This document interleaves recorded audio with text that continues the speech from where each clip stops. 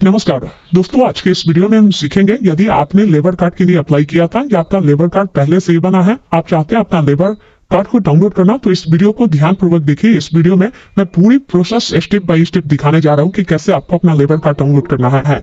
यहाँ पर एक ऑप्शन मिलता है लॉगिन का, जिसमें एक ऑप्शन मिलता है वर्कर का, जिस पर आपको क्लिक करना है। अब यहाँ पर लॉगिन वाला में जो ऑप्शन है सेल्फ ही रहने देना है।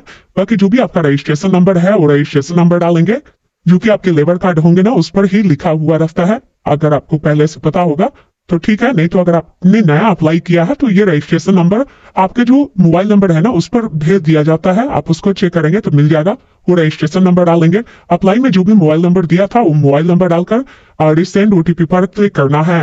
ओटीपी डालकर जैसे वेरीफाई करेंगे सक्सेसफुली आप लॉगिन हो जाते हैं। लॉगिन होने के बाद लेबर कार्ड आपका कब रिन्यू होगा वो डेट भी आप यहाँ पर बता देता है। अब इसको डाउनलोड करने के लिए यहाँ पर देखिए एक ऑप्शन मिलता है आपको डाउनलोड का, जिस पर आपको क्लिक करना है और लेबर कार्ड वाले विकल्प पर आपको क्लिक करना है। आपका लेबर कार्ड आपके सामने आ जाएगा। इसको यहीं से आप डाउनलोड कर लेंगे, नीचे आएंगे सभी जानकारी देख लेंगे और डाउनलोड करने का ऑप्शन है ना, इस पर क्लिक करके डाउनलोड कर लेंगे।